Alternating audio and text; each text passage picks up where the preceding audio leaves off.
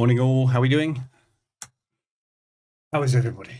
Sorry I'm late this morning, as usual. Oh my God, I am late, aren't I? 7:53. How are we doing? Morning everybody. I'm gonna whiz through the mornings. Hello everybody. I'm not gonna go through all the names because I'll be here all morning and I'm late. I'll get told off.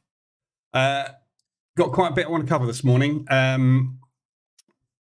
So just going to whiz through the news for the week, results from Friday, and have a look at what we've got coming up today, basically. I'm just going to, this morning, I'm going to trade a new account with Surge Trader. So this is that 8-cap broker that I've got on the trader funding page. I'm going to try them out again. They've got a free competition running, basically. So I'm just going to trade the competition. So I just thought I'd retest their account because I keep going on about 8-cap being a crap broker. So I thought, let's put it to the test. So far, not impressed with the spreads on the DAX. Absolutely huge. That's not really boding very well. Look at the spread. It's a 3-pip spread. Just too big. You can't even scalp with it. So I think I know where this morning is going. Anyway, so quick recap of last week to start off with. Going to run through all the strategies as usual. So this is the H1 hedging strategy. We banked 1.57% on Friday and 0.4 banked this morning, sitting in 7% drawdown. Euro US dollar is the only thing that's, and Euro Swiss, the only things that are around about 1%. So 4 positions on there and 3 positions on there. So nothing particularly drastic on the hedging one. That's done 23.42% this month. Absolutely milked it. H4 hedging, mean reversion. H4 M5 mean reversion banked 1.97% on Friday. Did some drawdown control on Thursday and Wednesday. So basically just got back the losses from Thursday and Wednesday on Friday. Thanks for the follow, Road Rage Kit. Welcome aboard. 13.98% for the month, sitting in 1.14% of drawdown, so there's nothing in drawdown there. H1 M5 hedging strategy, mean reversion strategy, banked 0.4 on Friday, 0.51 banked this morning in profit. So that's on 19.58% for the month. And ADR reversals, banked 1.39% on Friday, banked 0.47% today, sitting in 0.23 drawdown with 8.55% banked. So huge returns. Just doing some quick maths, 8.55 plus 19.58. 13.98 plus 23.42. So all 4 strategies so far this month banked 65.5%. Pretty damn good. Right, so that's results from Friday covered. I've put the opening range breakout EA on here this morning. I haven't even had a chance to check the settings, so I'm hoping it's going to trade. If not, I'm going to trade it manually. News this week. So today we've got no news. It's a bank holiday in Canada, but there is no news today, so we haven't got to worry about anything there. Got 4 minutes to the open. Tomorrow's the big day. It's PMI day tomorrow, so we've got all the PMI figures coming out throughout the day, going all the way through to 245. So tomorrow, be careful with the opening range breakout if you're trading that, because the opening range breakout is likely to be fairly static until we've got PMI figures. So I wouldn't trade anything prior to the 15-minute opening range break tomorrow, which is going to be the French PMIs. Same thing for the US dollar tomorrow. 15 minutes after the New York Open, we've got the PMI figures. So again, ORBs tomorrow. For US as well, be careful. 15-minute opening range is the one you want to take. Moving through to Wednesday, we've got the rates for the New Zealand dollar. So the only interest rates we've got this week are New Zealand dollar. That's early morning on Wednesday. Forecast 5.5. They are going up. Well, they're forecast to go up. So they are going to become the market leader in interest rates. So if we have a quick look at the current fundamentals, concerned about time, we've got 2 minutes to go to the open. New Zealand dollar sitting on 5.25, 5.25 also for the US dollar. So they are going to take over the US dollar in respect of interest rates. We've got CPI for the pound, so inflation figures for the pound and pre-market on Wednesday. Bailey speaking in the afternoon. Then we've got FOMC in the evening on Wednesday. GDP figures for the US on Thursday. And then Friday, we've got PCE. So Friday's fairly quiet. It's all focused around Tuesday, Wednesday, and Thursday. 3 major news events. Unemployment claims on Thursday. So 3 major news events this week, all week. So it's going to be a busy one. Overnight news, and over weekend news rather. I didn't really see an awful lot. I skimmed through it this morning. There's talk of them putting the interest rates up again for the US, and ongoing talks about this debt ceiling. Everything seems to be about the debt crisis at the moment. So, other than that, wasn't an awful lot of exciting news over the weekend, apart from potential rumblings of we might increase interest rates by another 0.25% from the US. And then obviously the US, other people saying, actually, we're not going to, we like a freeze and we'd like to stay where we are. So it's usual mixed messages. Right. So ADRs so far today, none, obviously no weeklies. RSIs are flat apart from Aussie New Zealand. So we'll look at those in a minute. So let's watch the DAX this morning. We've got 23 seconds to the open on the DAX. ORB is set up to take trades on the 5-minute pre-market. I don't know how this is going to go because the spread is so unbelievably vast on this thing. I don't think it's even tradable, to be honest. I'm going to give it a go, though. Again, one of the reasons I don't use Surge Trader, I don't use Surge Trader as a prop firm, or E8, there we go, or 8-cap rather.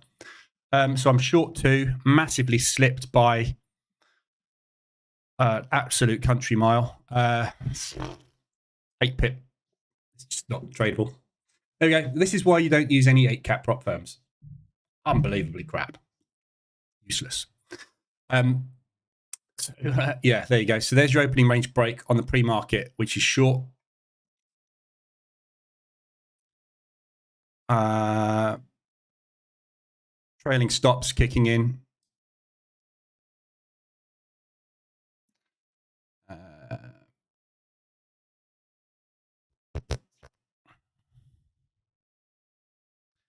Trailer's way too tight.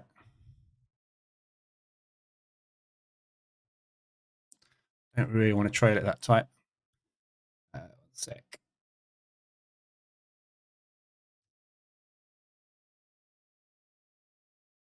I'm going to put those back to break it.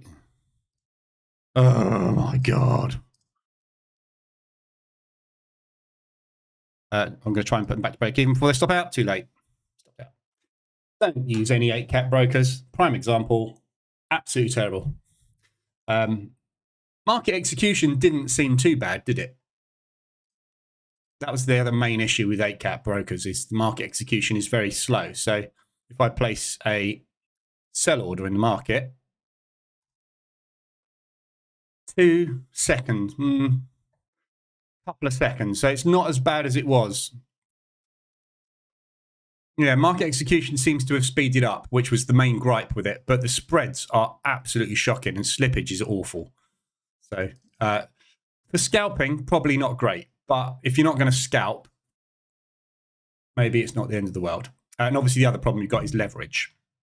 There's only 1 to 10 leverage, which is absolutely useless. I'm just close that one out as well.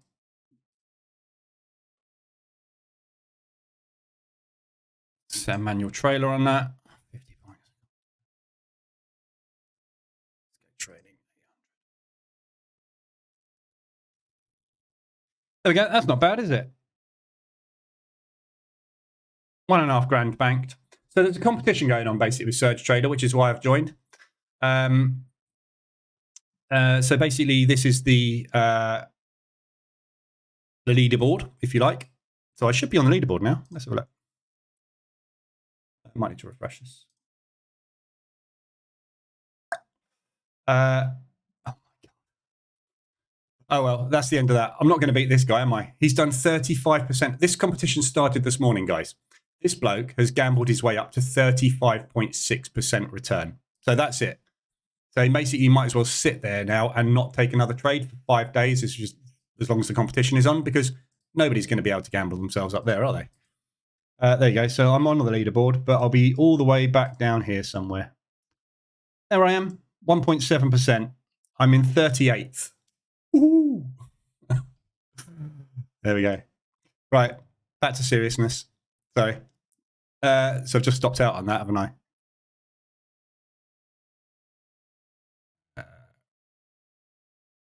31. I've got break even on it, that's right. Okay, there we go. Morning, everybody, again. Sorry, it was all a bit hectic this morning, wasn't it? I just wanted to test these guys out again. So the spreads are pretty terrible. Look at that. It's a 4 pip spread. That's spread to 4 pips then. You certainly can't scalp with this, because you're immediate. As soon as you hit the button, well, let's test it. Let's just wait for an entry, actually. We've got 50 seconds left on the open. So your pre-market 15 today, by the way, was absolutely beautiful. Let's go back. A pre-market 5, rather, on the DAX was absolutely beautiful. As you just saw, I just made a load of money out of it. But wait. So you got a 3-to-1 this morning on the pre-market 5 break to the downside, which is very nice. So let's have a quick look at where we're potentially going on this. See what I actually want to trade. So upside potential, we are off the charts now. So on the DAX, we've obviously broken to the upside. So this level here in yellow that I've got on the chart, this is the 2021 level. We've rejected it. So far, we've rejected it. So we came straight up into it on Friday. We put in a beautiful initial 3-bar reversal straight out of there, shot back down, and we're coming off the top. So they are rejecting this old level at the highs. We've got all these propulsion gaps to the downside. So it's definitely looking like a nice looking short today. Screw it, let's just go short. Of the high. You can only trade 10 lots maximum, I think.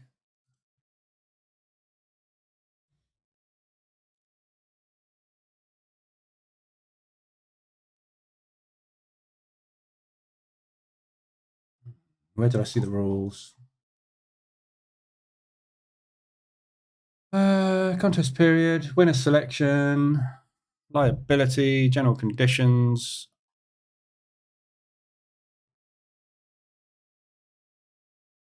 Why did I get in my head you could only trade? Oh, yeah. At no time, you may have more than 10 lots of any product open. So you can only trade 10 lots. So I take a 5 there, and I take a 5 pending under the lows. And you've got to use a stop loss with these guys as well.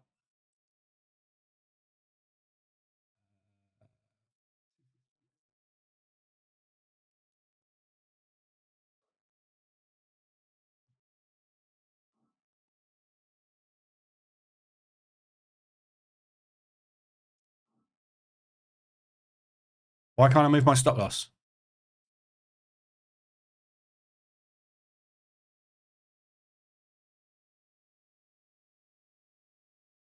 Oh, wrong one. That's right. It's me. There we go. So we'll go for a run on the short side. Got to gamble ourselves up to like 30 to 40% profit. So if we're going to win the competition. So yeah, 10 lots short. Hold on to it for 225 ADR. Maybe a bit further. See if it can get down there in the next 4 or 5 days. Might have a chance of winning the competition. But on a serious note, high today potentially is Friday's high, which is last week's high. That's your upside potential for a double top. On its way down, that's the propulsion gap that broke. Arguably, this propulsion gap broke as well. This is the move. This candle here is where we started that move to the upside before that accumulation break. So we batted into and broke above these previous highs. So that propulsion gap's in play for a downside target as well. So looking good for shorts on the DAX. There's your 5-minute opening range. If you're trading the 5-minute opening range break, Those are your levels. And obviously that's where I've got my second entry under the 5-minute ORB. So we'll see how that goes. Right, there we go. Morning, Michael. Morning, Neo. Morning, Silicio. Sorry, I can't say that one. Morning, everybody else. Spread or commission account for this style of trading? Whatever you want. Up to you. Whatever your broker supplies. Obviously, when you're trading the DAX, if you're scalping, regardless of what you're trading, you need the tightest spread possible. Look at the spread on the DAX here, yeah? I'm going to draw the spread on. That's the spread on the DAX on my broker, right? This is the spread on the DAX on Surge Trader. Yeah. So you can see, obviously, Surge Trader and my broker is a fixed spread, 1 pip. They just spread me up to 4 pips a minute ago. So if you're scalping, yeah, that's the difference between going into a massive drawdown immediately or not going into a massive drawdown immediately when you press that button. So always, whenever you're scalping, you want the tightest possible spread. Commission is the cost of doing business. Spread is the cost of doing business. If you can find a broker with a tight spread and no commission, brilliant. Those are the ones you want to use. However, there's not many of them out there because their business model is to make money. That's how they do it. Okay, so we're just sitting inside bar on the 5-minute opening range on the DAX. 30 seconds to go. So it's a good sign. Sellers are holding the lows. So we'll see if we can get that push back down again today. Talk us through your scalping strategy. Opening range breakout. It's on the website. Go to strategies. Opening range breakout. Watch that video at some point. Morning, Renee.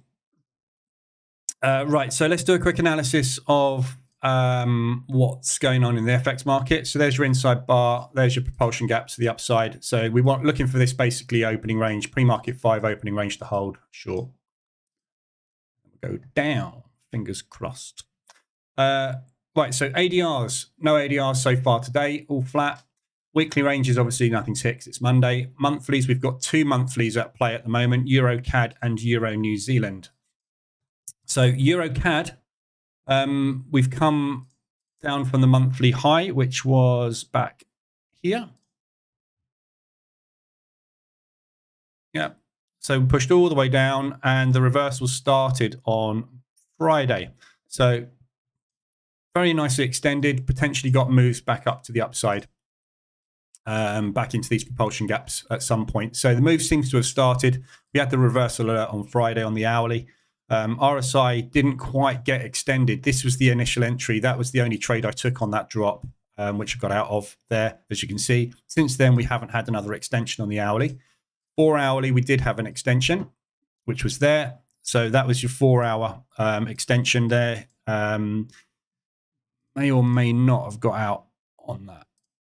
Doubt you probably would have got out on that actually on the 4-hour. Maybe you would.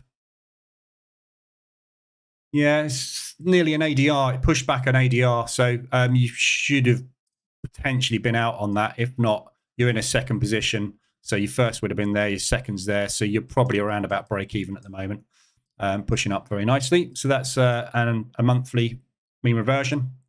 Euro, we are expecting to push based on interest rates going up again. Euro New Zealand was the other one extended on the hourly, sorry, on the monthlies. So again, pretty much the same trade. You can see I took the same H1 mean reversion out. Your H4 mean reversion was also there, out. And hourly, we got the reversal alert on Friday and retest. You can see I'm in this already. So we had an H1 mean reversion entry there. So H1 RSI extension, drop down, M5 entry was there.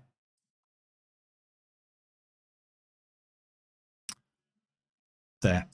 So that was your M5 reversal alert on Friday was there.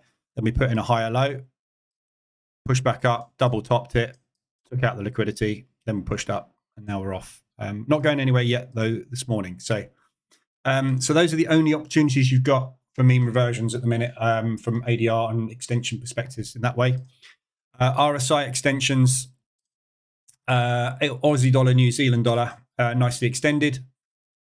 On the 4 hour, that is the only one. So this Aussie New Zealand has been a bit of a pig. We're expecting it. Well, I'm expecting it to put in a new leg to the downside after that pullback.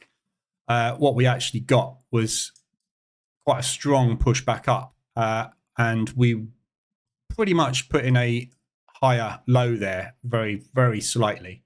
Push back up again, but this seems to be holding this channel at the moment. So that's what I'm kind of expecting to happen. Aussie dollar to weaken a little bit further, and it seems to be trying to do that, but not very successfully. So New Zealand dollar rates are on Wednesday. So if we get that rate increase on Wednesday, I suspect we'll get some bullish moves on the New Zealand dollar, which will push obviously Aussie dollar, New Zealand dollar down. However, at the moment, it seems to be struggling at this level. We're nicely extended on the 4 hour. So again, same as here. Nice mean reversion opportunities, all of them. So this is a beautiful mean reversion opportunity where we are now. Hourly, we are extended just about on the 70, on the 30 level, sorry, to the downside. We're putting in a nice 3-bar reversal, push down, pause, push, pull down, pause, push.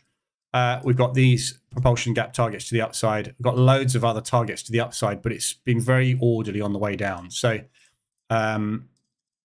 it's a tricky one. It's a good opportunity for a long on the 4 hour, and I think you'll probably get a pullback. But today, tomorrow, I would want to be out of this really, because on Wednesday, if that interest rate does hit 5 and 5.5 and the market likes it, this is going to come down. So and it's potentially not going to stop. So if you look at this from a scorecard perspective, the Aussie dollar, New Zealand dollar, it's a big sell. It's a -6 at the moment. At the moment, we haven't got a lot of COT positioning on side with us. So COT are short it, but only slightly short. Retail are all longing it at the moment, which is holding it down. So unless retail flip on this, there's a good chance it won't actually do that pullback. It will just get driven down on Wednesday. So fundamentals are all short on it. So it's a good sell. At the moment, ideally you want to be getting in on a pullback, obviously, on the next leg down, but we'll see. So we'll see what happens with this one, but that's the only RSI extension you've got today.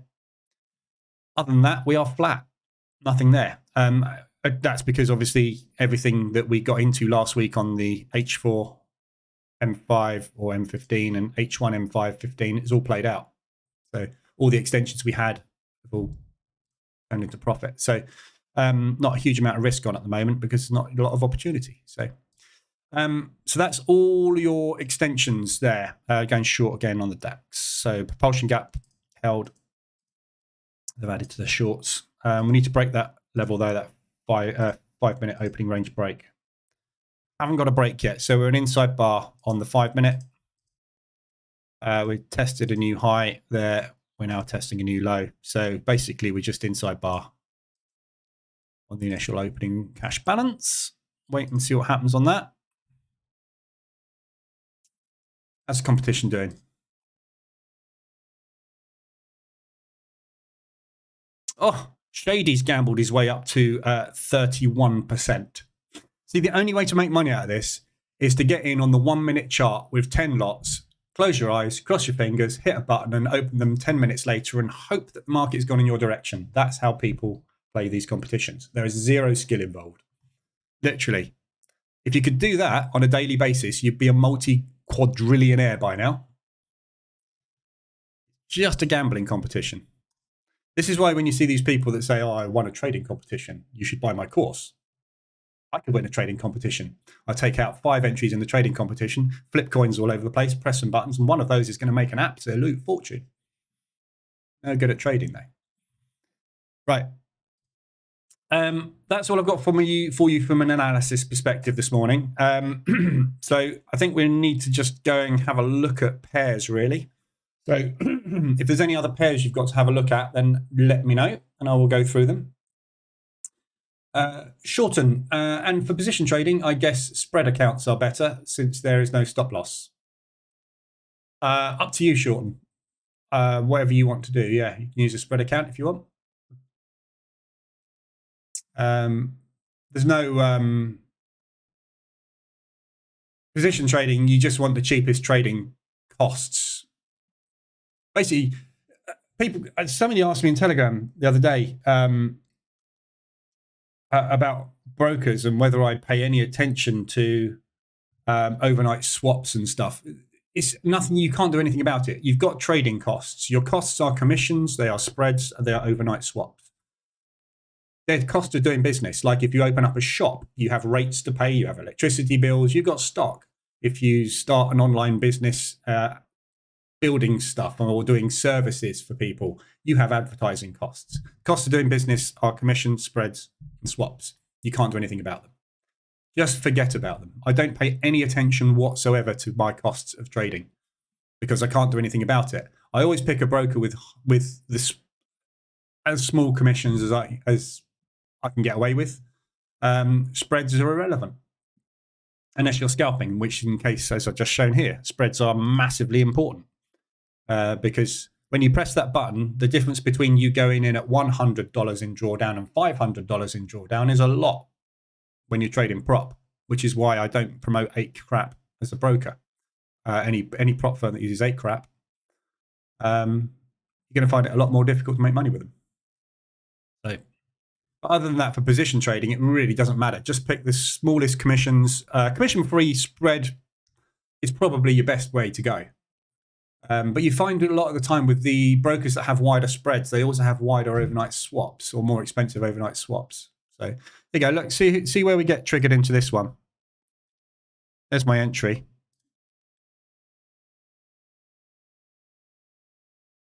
See, that's it slipped me down, right? My entry was, look, there. So even with it just tapping on low liquidity,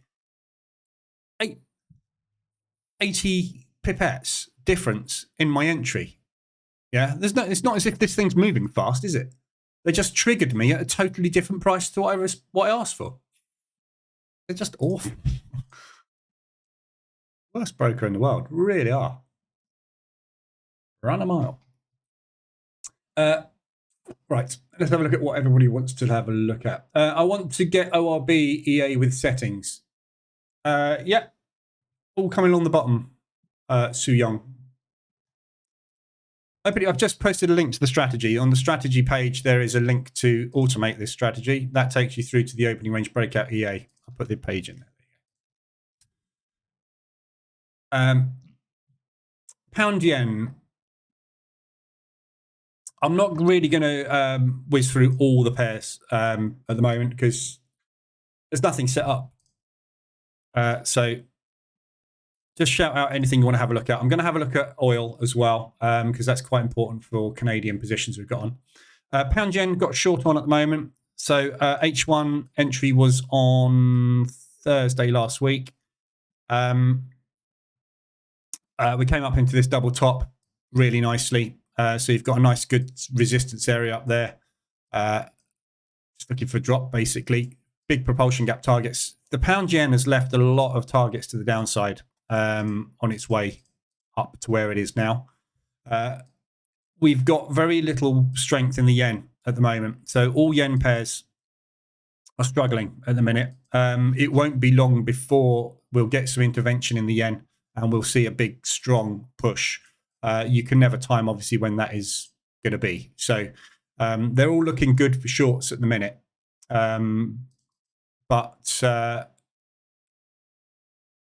Yeah, I mean, you're just playing the waiting game. Always playing the waiting game with the yen. It's just one of those pairs where it's a little bit like the Swiss franc in the fact that it gets pushed around and goes quiet for a long time. The Swissy has its own real life. The yen at the moment, or has for the last couple of years, just been very, very stagnant and gets pushed around by whatever the other currency is doing. But they intervene and drive lots of money through it. And you get 2 or 3 days of big strength out of it. So just waiting, really, for it to come back down and fill some of these gaps. But this is the big one on the pound yen, specifically this accumulation break here. So it's been retested twice. Which is about 250, 275 ADR to the downside as a move. So you're looking at somewhere in the region of 300 to 350 pip move to the downside. Potentially. Obviously, not really going anywhere at the moment. Pound this morning is fairly weak by the looks of things. Yeah, we've got a weak pound, so that will help.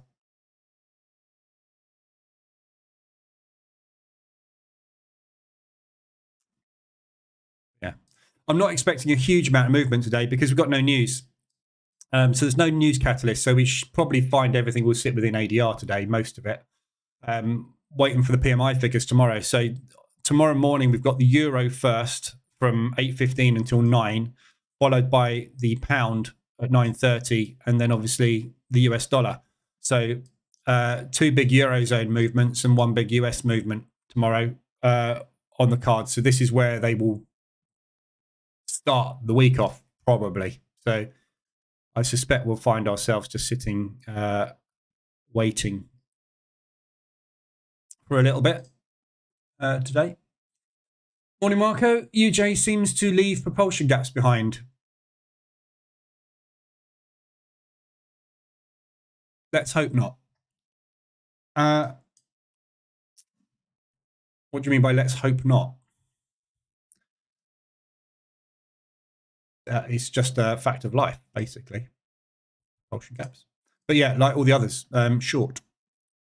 I'm out of short on Friday, so you can see the entry on exit on Friday on US dollar yen on that drive down. So initial position, second position, bit of drawdown control, and exit. That was off the H1 RSI extension there. I've spent time reading the fine print on prop firms. Already saved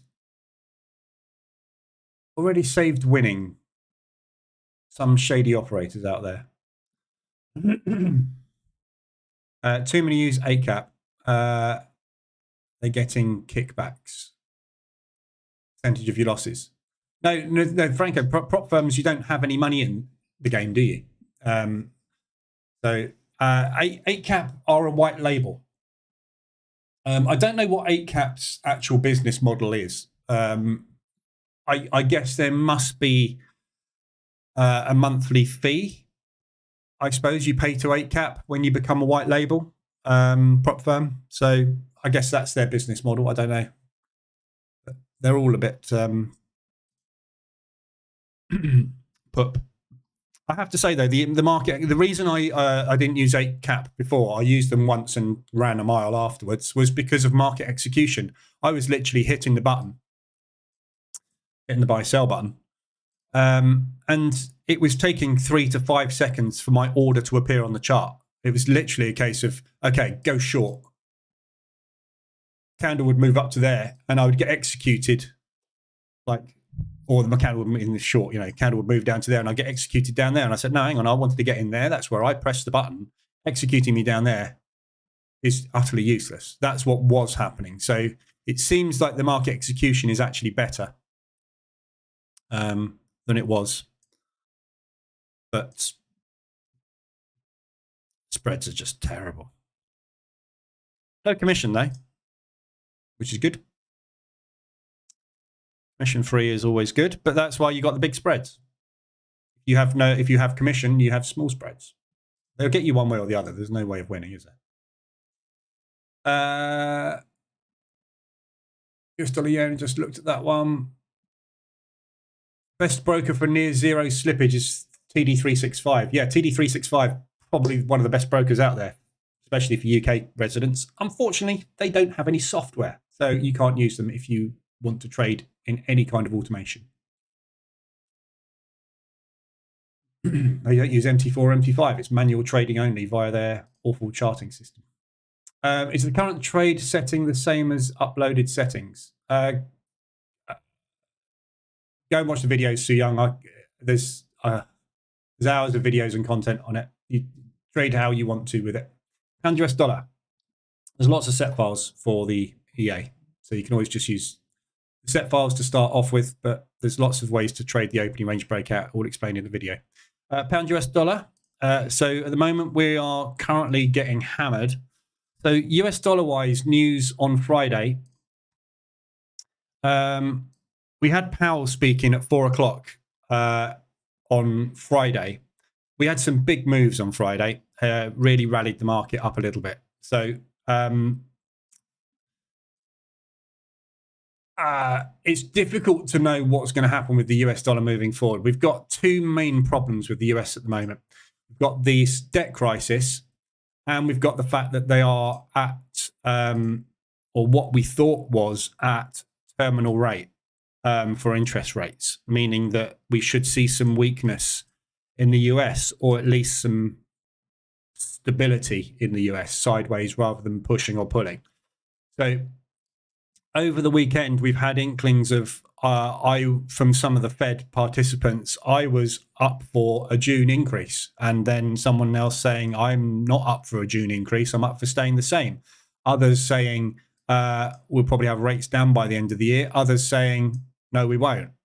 It's very, very mixed messages in the Fed. They basically don't know whether they're coming or going, because they're about to default on their debt liabilities. And the last thing on their mind at the moment is interest rates. It's about keeping the country running, basically, at the minute for them. So it's very difficult to know what's going to happen with the US moving forward. Terminal rate is there. We are expecting. News-wise this week, we've got some potential movement on the PMIs, and we've got FOMC meeting minutes on Wednesday at 7 o'clock. So this is not a press conference or a rate announcement. It's just the FOMC meeting minutes. So this will or won't have an impact depending on what comes out in those meeting minutes. Powell said a lot on Friday, but nothing conclusive. So at the minute, the US dollar is very difficult to read. So when you're looking at the pound US dollar, obviously, this is being driven an awful lot by the US dollar. So if we get a rally in the US dollar, this is coming down. If we get a dump on the US dollar, this is popping.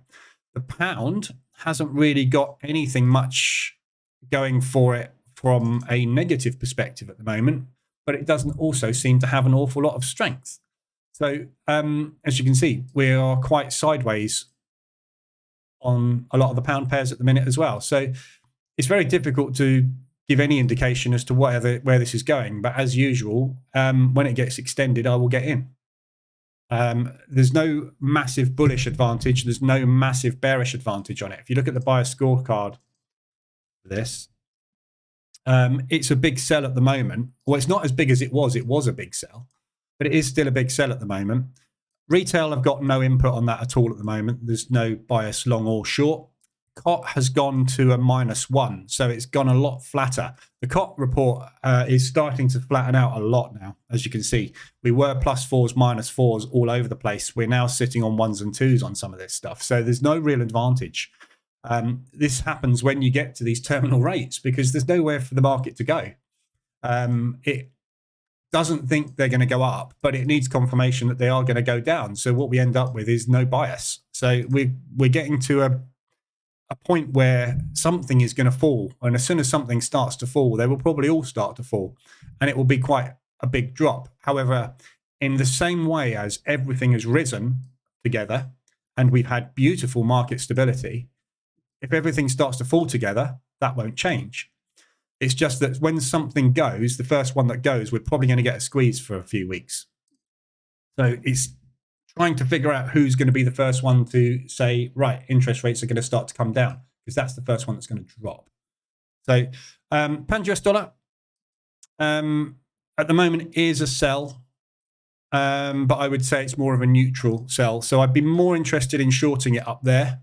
However, I would still take longs. As you can see, it took a long there. That's the only trade on the pound US dollar for a while. There's some back here. So there you go. There's a long there, out. There's a short there, out. There's a short there, out. There's a long there, 2 entries now. There's a short there. There's a long there. Doesn't matter. When you've got something that's going sideways with a gradual bias, doesn't matter which way you get in. And it's exactly the same at the moment. There's nothing particularly strong. The bias scorecard, if you look at this bias scorecard at the moment, US dollar CAD is the longest, strongest thing out there at the moment. A lot of this COT positioning, I think, is oil-based. So that may well flip.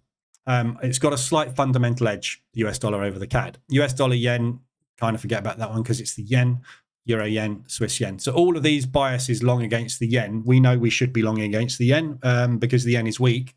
However, the biases for strong buys and things are mainly because of the 0.1 interest rates on the yen, which is going to change potentially sometime in the next year. But until then, really, you want to be longing the yen most of the time until they intervene, but you're not going to know when that happens. So trade it in both directions. So the only advantages we've got really are the pound against the Australian dollar and the pound against the Canadian dollar, and the US dollar against the CAD. From a short perspective, Aussie dollar, US dollar, we know is a massive sell. Aussie dollar, New Zealand dollar is a sell. Pound US dollar and Euro US dollar are slight sells. Apart from that, everything else is pretty much mid-range as well. So at the moment, everything you can kind of trade in any direction. Just wait for the mean reversion opportunities. There's no trends. Look. Yeah, there's no massive trend here. Sideways. Let's try and go a little bit higher. Okay. That's what we're doing. It looks like it's going up, but it's not. It's going sideways. Yeah, so there's no advantage in either direction on it. So take any RSI extension that you get on it, basically. Just wait, be patient. There was an entry on it there on the 4 hour, just about, and there was obviously that one there, which I took. But there was an entry there on the 4 hour, just about, but that was it. On pound US. Trading US dollar yen is like war. Hours of boredom with moments of horror. Yeah. That's any yen. Winning meaning shopping for best deals, not just jumping in. Yeah. Patience. What are your DAX targets for short? Don't know, down.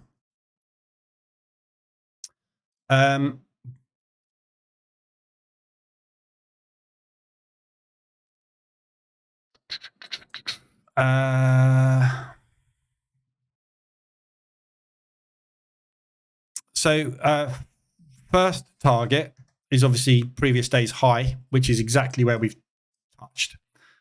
Failing that, this propulsion gap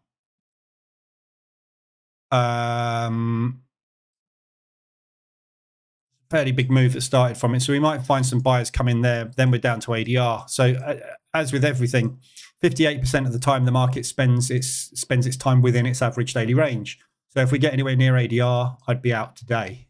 Wait for it to pull back and potentially take another entry. If we are going to get down to ADR today,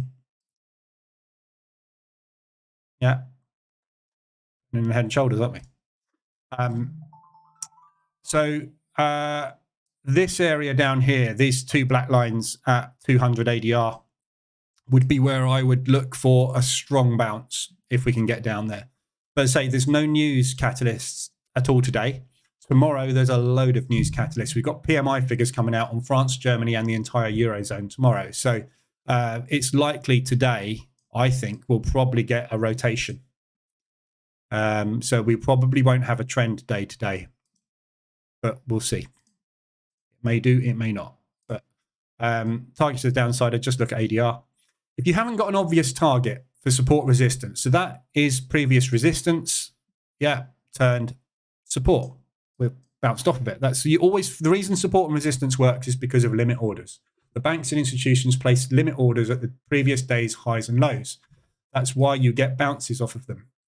Whether the bounce holds will be decided by the number of sellers participating in the market today. So when you get the limit orders trigger at the lows here, or at the previous highs there rather, for example, in this case, either there's more limit orders there than there are people wanting to sell today, in which case you get a bounce which holds, or if there are more sellers in the market than there are limit orders triggering at that level, you get a bounce and then a push through and a break. And then when you get that break, you look for where we had our next level of limit orders, which is yesterday's low. So the second limit orders will trigger at the top of that propulsion gap, which is the previous day's low. Same thing. And this is, why support resistance works sometimes and others doesn't, because you've got no way of knowing how much volume of orders are sitting by the banks at those individual levels. So whenever you're looking for targets, look for where the banks started their moves, which is the propulsion gaps, and look for obvious support and resistance. So the banks pushed down to there, buyers stepped in. So the buyers we know are buying from this area. when we get to 125 ADR, if we were to get there today, good spot to start buying. If you're going to buy there and you're short, what do you want to do? Exit. Targets are very, very simple. It's a level. It's never a risk-reward ratio. This is where everybody goes wrong in trading. You always set a risk-reward ratio to try and get out at a specific reward level. If you're going short here, where I am roughly about there, and my stop is there, and I have to get a 3-to-1 risk-reward to make my strategy work,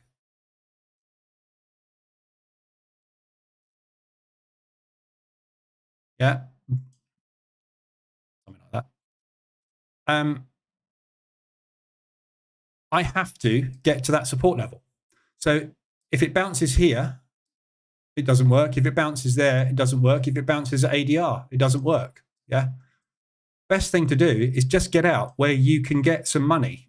Get about risk reward. As long as you've got a positive risk reward, that's all you need. But what you can't do is get out at 3-to-1 R because your strategy determines that you have to have a 3-to-1 risk reward ratio.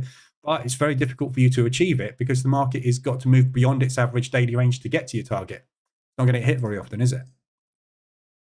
So targets are should always be logical areas where price is going to react, which is going to be previous support resistance areas, which is why all these lines are on the chart. These are all previous monthly turning points and weekly turning points. Yeah, the market participants place orders at monthly, weekly, and daily turning points because that's where they started the moves from.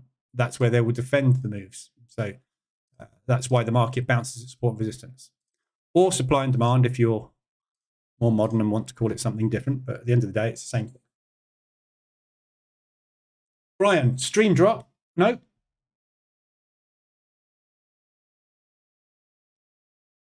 Oh, yes, dropped frames. I have dropped frames. For some reason, I'm dropping frames, everybody. The master sword of your stream. Don't know why I'm dropping frames. GJ, already covered GJ. Reverse. I buy the market reversal EA and go through the videos and download the zip with the set files. Last updated 2021 are the set files that you're using here in the live room. Or do I miss newer? There's some in the Telegram group. If you go into the Telegram group, the ones that I'm using here are virtually identical to the ones you download from the blog post with slight variations. But up to you if you want to use these. So they're in the Telegram group. Go into the Telegram group. There's links all over. There's links going along the bottom. Right now, look. There you go. Telegram. t.me/market_structure_trader_chat. Telegram. So go into the file section and all of the set files have got the, if you search for set, you'll find all set files. These are the ones that I'm using in the live room at the moment.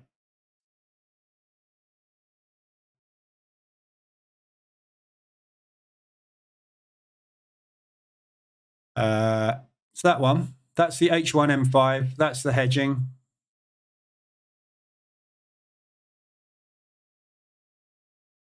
Oh, actually, no. Tell you what you want to do. You want to search for Lee. There you go. So that's the H1M5. That's the hedging. That's the H4M5. That's the same thing, basically. That's the ADR.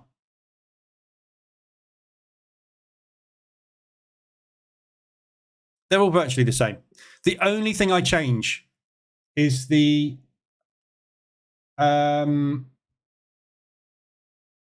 well, I'm dropping frames for some reason. The only thing I change is basically the drawdown control or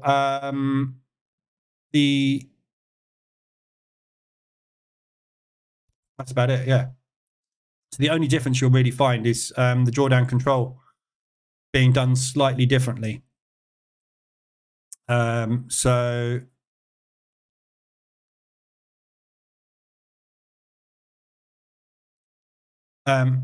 Percentage of DD is -1. Closing out a third, you could use -0.75. That's really all I ever change is that. But the difference between you using that and that is very, very small. Again, you can test all of this. Go and test it all in the strategy tester. Decide what you prefer. Euro New Zealand, is it looking well for a buy? So at the moment, yes, I'm in long from H1. So the H1 RSI extension was on Friday. There was the entry. So yeah, up into that target. So again, looking for targets to the upside on Euro New Zealand. That's a very big propulsion gap. So we had a big, strong push up, left all these propulsion gaps in place. Came back down, filled. So all the propulsion gaps to the downside filled. And on doing so, we left all the propulsion gaps to the upside in place. So we'd be looking for it to come back up. So that's the obvious one there, which is 150 ADR. So you got a nice potential bounce there, which we bounced off again. Then we slammed through it, came back up, didn't manage to get back up to it. So that's your obvious target. That is Thursday's high, previous day's high, which is 125 ADR. You're not going to get there today. Possibly tomorrow, depending on the PMI figures. If the French and the German PMI figures all come out as positive, we'll be up here. We'll be here tomorrow morning. If they come out negative, we won't. And obviously, if the New Zealand rates come out on Wednesday positive, we won't.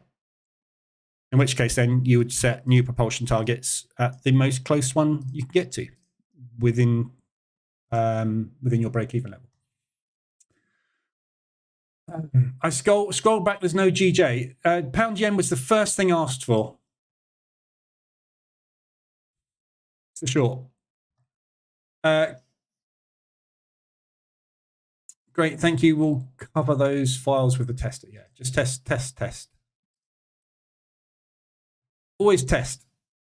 So I provide set files to show strategies that I use with the market reverse alerts EA and position trading. So they're just to demonstrate really how to, I mean, they are my strategies. They're the ones that I trade in here every single day. They're the H1 M5 mean reversion and H4 M15, which I'm now using M5 mean reversion. But again, M15, M5, it's an H4 time frame strategy. You're trading the H4 chart. So whether you get in on M5 or M15 doesn't make a massive amount of difference. M5 just gets you in tighter. Whether you position your trades 0.75 of an ADR or 1 ADR apart doesn't make a massive difference. It makes a difference. Everything makes a difference. Every single tiny adjustment you make to the EA settings makes a difference of some kind. But at the end of the day, as long as the market moves in position trading, and what this EA is designed to do is to take advantage of these market movements. We don't know when they're going to occur. We don't know how big they're going to be. So whether you use a 0.75 for your entries and your drawdown control, or you use a 1 for your entries and your drawdown control, is going to have a different impact. If I use this and you use that, sometimes I'm going to be better off. Sometimes you're going to be better off. There is no optimal setting because the market is different all the time. What was optimal last year will be different to what was optimal the year before, and it's going to be different to what's optimal this year. So pick something that's roughly good across all of them and use it. Don't try and over-optimize and curve fit anything. Just get in. We know the market spends 58% of its time within its average daily range. So if we get into a trade and it moves down somewhere between 3/4 to 1 ADR away from where we got in, get in somewhere around there. Doesn't matter if it's there or there, somewhere around there, you'll get in. Sometimes it might not be before 1.5 ADR because the market might not give you a reverse alert, which is fine. I'm just seeing I'm drawing off the screen, but I'm only drawing crap. So yeah, it doesn't matter the exact settings. Just the smaller the risk, the smaller the drawdown, the smaller the reward. the bigger the risk, the bigger the drawdown, the bigger the reward. So the main thing you should really focus on is your risk. If you're risk averse, you want to use smaller risk or less pairs. If you're hugely risk tolerant, get into every single pair if you want to, but just be aware that when you get a squeeze and you are exposed like that on the yen, and the yen collapses at a rate of knots, that's going to hurt you 7 times more than if you only had 2 positions on it. That's why I say you try and stick to 2 positions if you can, or reduce your risk. If you're going to go in with more, it's not a problem. I don't see a problem getting in with more positions if you're going to reduce your risk. So if you're risking 0.25% per entry on 2 pairs max, and you want to get into every pair, drop that risk down to 0.1%. Yeah, and get into all of them if you want to, but just reduce this. Because if you've got double the exposure on and half the risk, it's the same as having half the exposure and a full risk, isn't it? There's ways and means around everything, but there is no right or wrong. Oil. I haven't got one for oil. We can use him for gold and oil. So oil was the other thing I was going to cover this morning. How's that trade doing? It's not. I can't take any more positions on this because I'm max exposed. I can't go in with more than 10 lots during the competition. Oil. So we're stuck. At the minute, we've been stuck for 2 weeks. So that's your 2-week high low there. That's last week's high and low. We're stuck bang in the middle right now. Propulsion gap target to the upside is a huge one here on this support.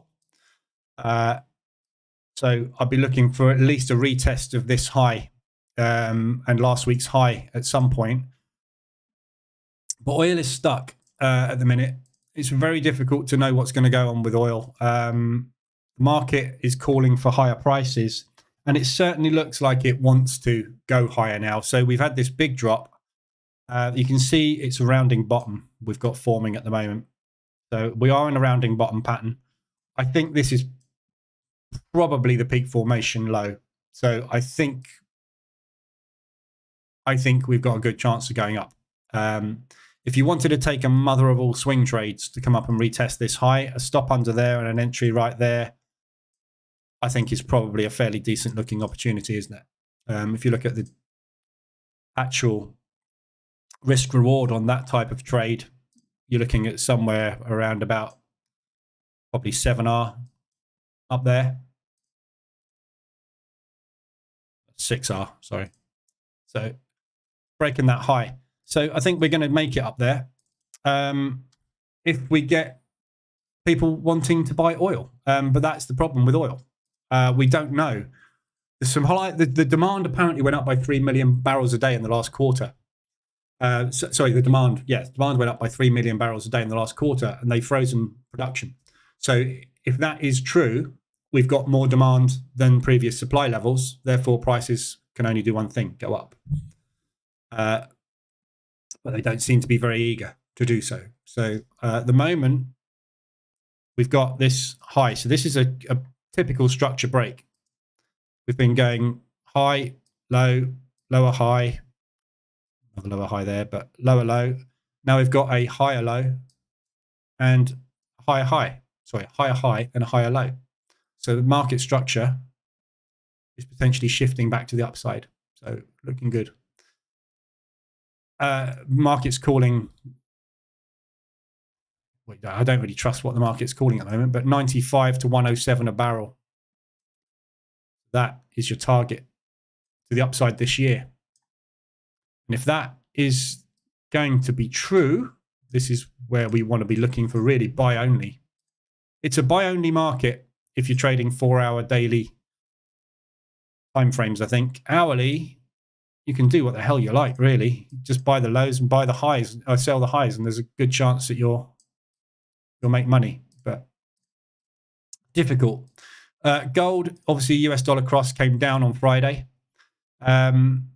actually it pushed up on Friday, but it was coming down last week. So we've just made a new low after making a new high.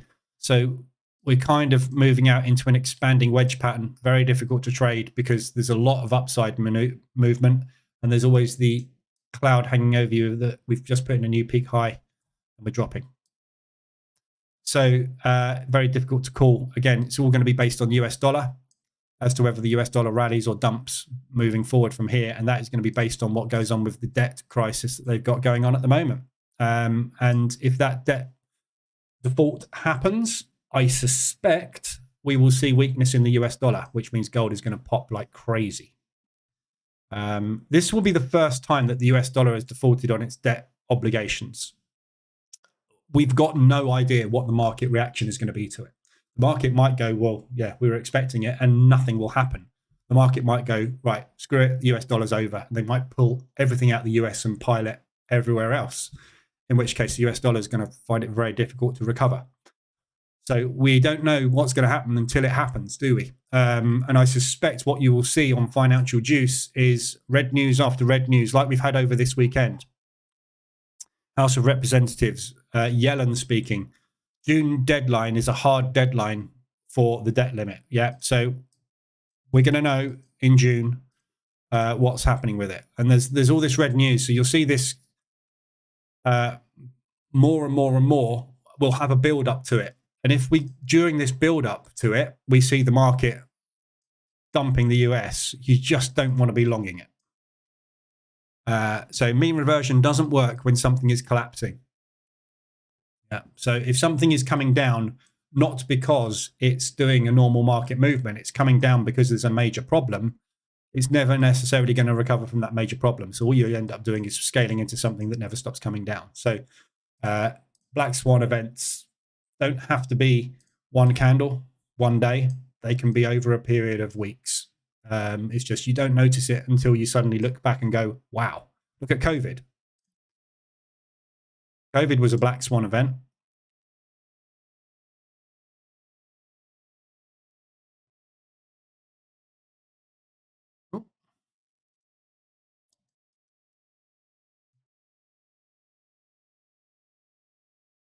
Probably best not to look at that.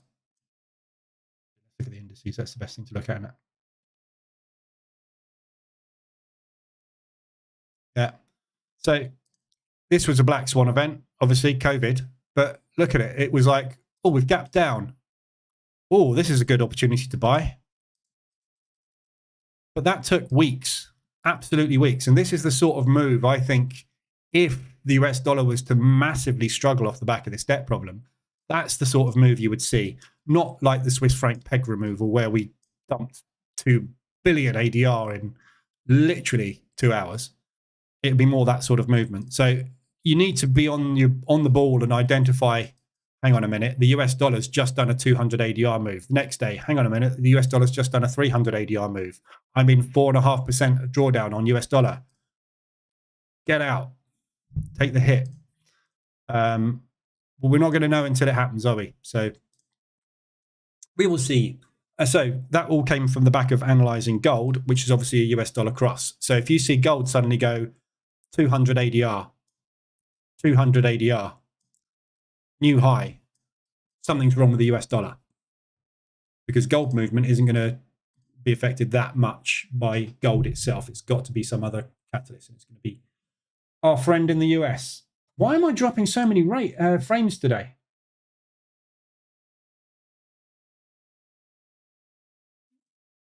Streamlabs has detected dropping frames. Some frames have not been uploaded. The problem is usually related to poor network connection.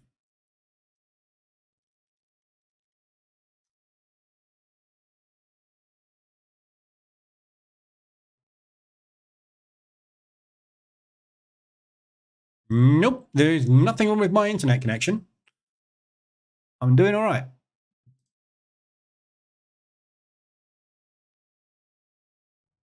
Check the health of your internet. Fine. Change your ingest server. Lower your bitrate.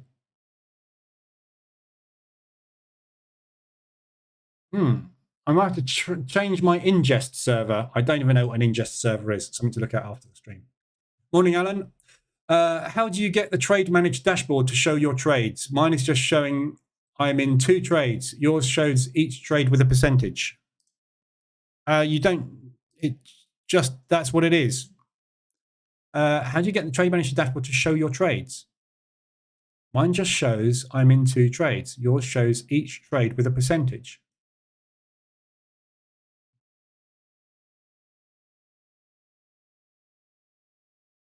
I don't know. That is just what it does. It doesn't do anything different. Mate, assume you've got it on a white background and you're not thinking, hang on a minute, I can't see this or this or this, which is black text. If you've got a black background, obviously, black text is not going to be visible. Put it on a white background. The only thing I can think, maybe. Right. That's all I've got for you today. Looks like I'm going to blow the Surge Trader account. It's not blowing it, is it? It's a competition. So it looks like I'm going to crash out the competition because the DAX is not dropping today. So let's see how our friends are doing. Oh, 40% and 31.5%. What's back percent?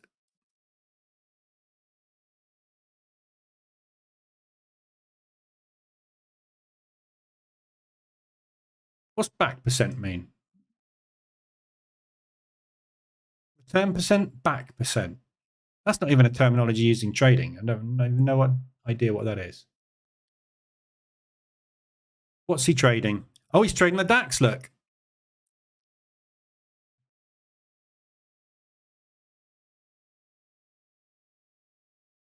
He's scalping the DAX, look.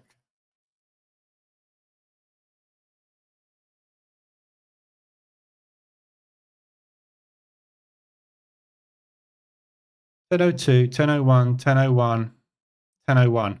Why, well, he's failed, didn't he? Because at no point can you have more than 10 contracts open at once. He's got 8 contracts open 7 times. You failed, mate. You don't know the rules.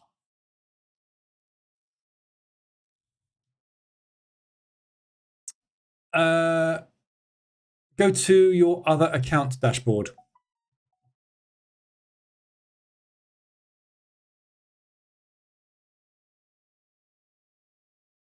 What other account dashboard?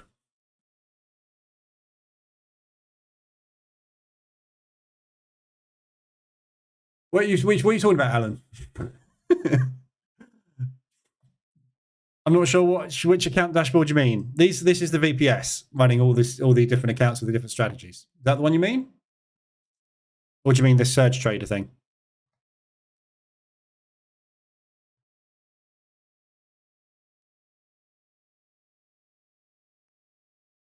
Does that mean that you can only have 10 lots? Hang on a minute. Am I missing the rule? Am I getting the rules wrong here?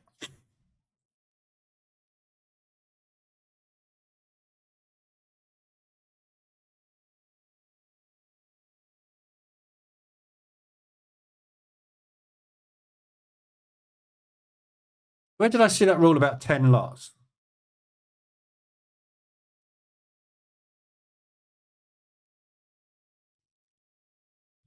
At no time may you have more than 10 lots of any product open.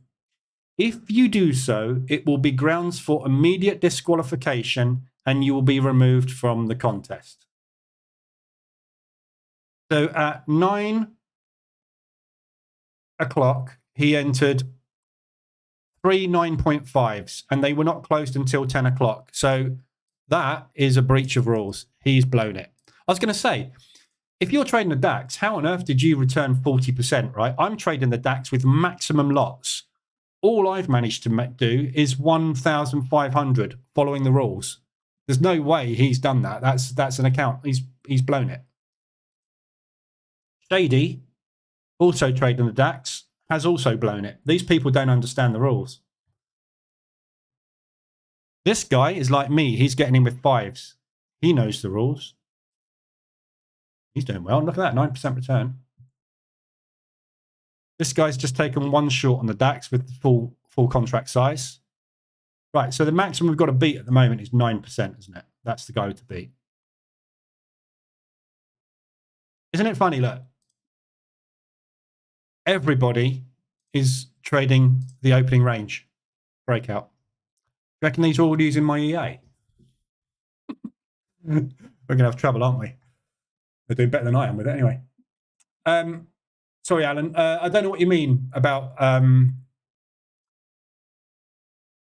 the Trade Manager Dash. All it does is it reads your account history. So this is all pulled from account history. Yeah. 1,587.10. 0.63% gain. Actually, I don't think this account is actually set up right, because this is off of an old different account. Yeah.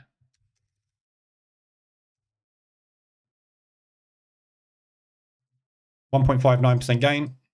And up here, it shows your open trades, which come from your trade in here, 781.52. That's literally all it does. This is drawn from account history. This is drawn from your trade, your live trade area of the Account Explorer. Right, if that's all everybody's got today, I will leave it there. I'm just going to hold this short DAX today and just see if I can bank a few grand, basically. So what's that? 4 grand. That's 4%.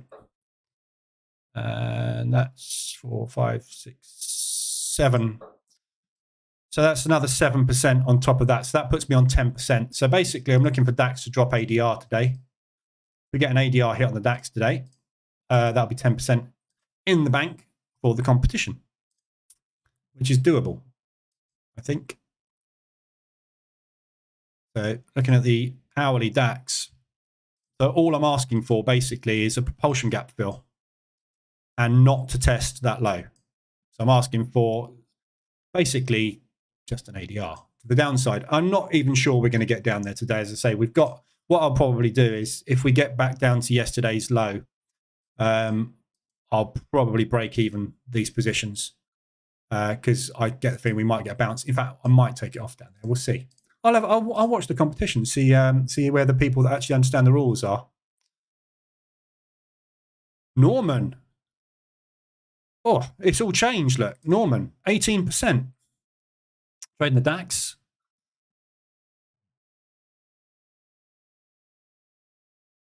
$9.12 out of 10.25. 10 o'clock out of 10.25. Got back in at 10.13. So he's staying within the rules as well. Look. Man. 18%, look. How's he managed to do 18%? He just held his positions longer than I did, didn't he? Mine isn't showing the open trades, just the number of trades.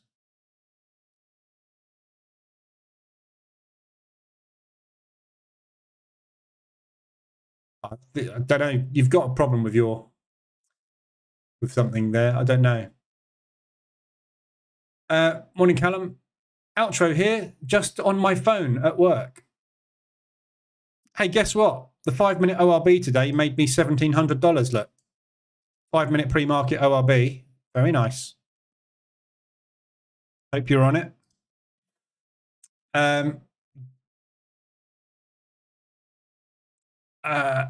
Tammy, sir, how can own market reverse alerts EA? It's on the marketplace.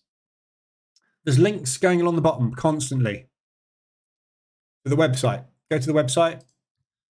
Expert Advisors Market Reverse Alerts EA. I'll post a link in the chat.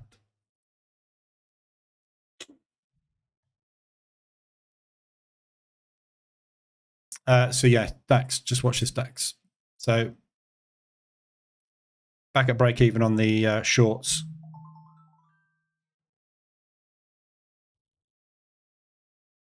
So looking for just under half an ADR of movement. It's very achievable that today, I think, on the DAX. But that is assuming, obviously, we've this reverse alert on the hourly is going to hold, basically. So And this is the high, the 2021 high bounce, basically. And also, don't forget on the DAX, we've still got these gap fills in play, which haven't filled yet. It's getting a bit long in the tooth now. Oops, sorry. So we've got this little one here. It's going to take a long time to get down there, obviously, but and that big gap that we didn't get the fill on. So very rare we leave one of these behind. But then again, if we are starting a new bull trend, maybe it is going to be left behind. We'll see. Do you know if Forex Factory is regional? I have a non-tradable in 20 on the pound.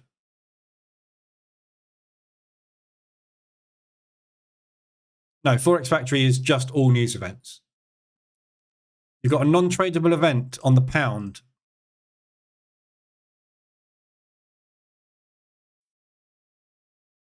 There is no news on the pound today. 12:01 a.m. we had the right move, HPI month on month. House prices went up again. All good. I want house prices to come down. There is no news on the pound. I mean, if there is news on the pound that Fidelcrest don't want you to trade on your non-tradable list, it doesn't even make yellow news on Forex Factory. So if go and have a look on Financial Juice as well.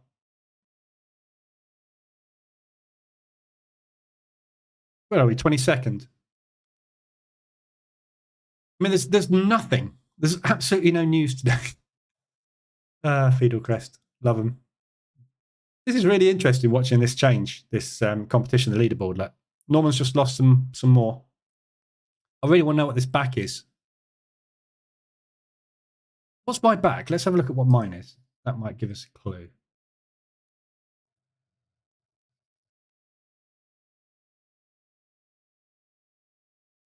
Oh, where am I?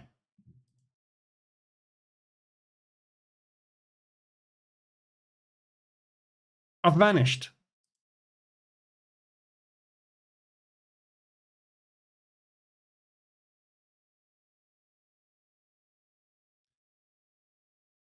I'm gone. Where am I?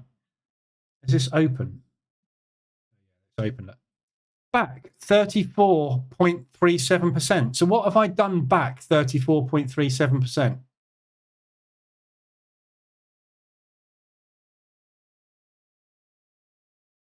Anybody know what that is? Can you work out what that is? It's not drawdown, is it?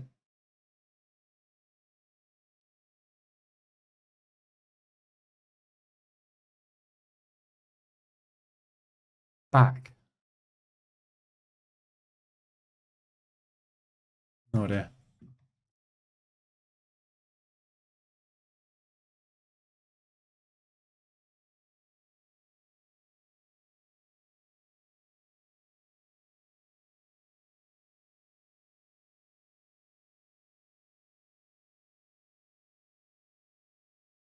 No, don't know. Can't work that one out. That's weird. Another reason not to use Surge Trader. They don't use normal trading talk. Swiss yen for Guinea. We'll have a look at that quickly. I will go in a minute. So yeah, Swiss yen pretty much the same as all the other yens. Looking for shorts on them, really. They are nicely extended. They're holding, though.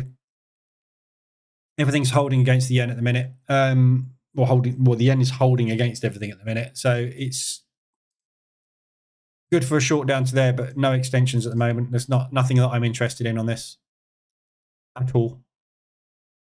Out of all shorts. You should be out of everything. If you got into anything from back here, you should be out by now. If you've scaled in properly, you've had exits. But it's, yeah, uptrend. Everything is uptrend against the yen at the moment. 4-hour RSI extension is there. So there is a 4-hour M5 entry opportunity coming up. It's not lit up yet, but because the candle hasn't closed. But this candle closes in 47 minutes. So when this candle closes, we're going to get an alert on Swiss yen for a short opportunity on the 4-hour. There. There'll be a good opportunity for a short coming up. Drop down, wait for a reversal alert, which will be there. be 30 pips away. Henry, my Forex fund stopped me trading 20 minutes before the market closed on Friday. No. Check the time. You need to check. Every broker's got a different close time. So you need to check with them. But if you check the instrument specification, it will tell you what time it closes. You might find that that was normal close. Callum, I banked 1 hour on the DAX before heading to work. Good job. Morning, John. Bit late. Set up the market reverse alerts EA overnight. I know it's been quiet. Just checking that no trades have triggered on the Asian session. Don't know. Couldn't tell you. Depends which set files you're. Depends what settings you're running, but there are trades open. Have a look. Back is percent from the first place. Ah, right. Gotcha. Okay. So I'm 34% roughly behind this guy, which would make sense because he's on 35.27 and I'm on 1%-ish. Okay. But these guys are all going to be removed, I assume, because these will all be eliminated for breaking the rules, because these guys have got in with way more than 10 lots. So he'll be out. Good spot, Jerry. I was thinking it must be drawdown. Yeah, no, it's definitely not drawdown. You've only got a 6% drawdown. We've got 5% drawdown limit. So if he's done 29% drawdown, he's out already. H1M5.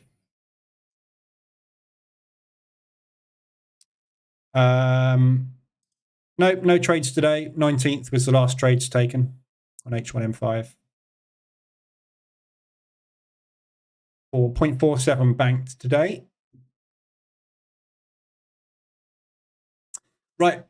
I will leave it there. Anything you need, let me know. I will be in the live room, in the Telegram group. Back this afternoon at 2:20 for the New York session. If I'm still in the Surge Trader competition, I will trade the NASDAQ. But I can't take any more trades because I've got maximum lots on.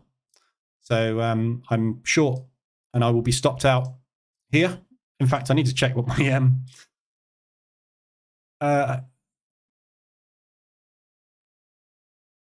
2,000.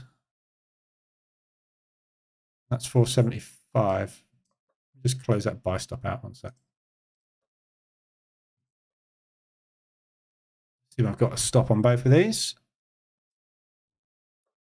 I didn't have a stop on that. Whoops.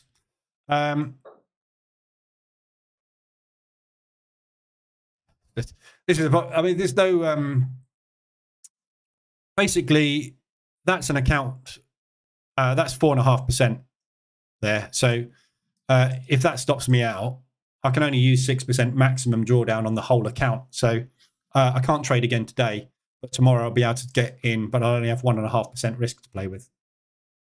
So if DAX drives up there today, in fact, there's no point in doing that. So I might as well just go for it. There's no point in.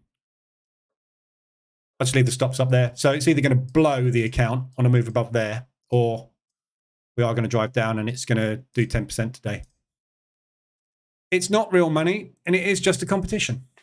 We'll see what happens. Right, I'll be back tomorrow. No, I won't. I'll be back this afternoon at 2:20. Anything you need, let me know in the Telegram group. There's no opportunities today, so no news, nothing much setting up. Keep an eye on the RSI dashboard. You are going to get some potential RSI extensions on the 4-hour coming up, but there's nothing particularly exciting happening so far today. We are just sort of hovering around. So I expect a quiet day. We'll see if it livens up in New York, but we'll see in a minute. It's all a bit quiet. So we'll be back this afternoon. Back tomorrow, 7:50, same time for the Frankfurt session. And I will see you guys later. Have a good day.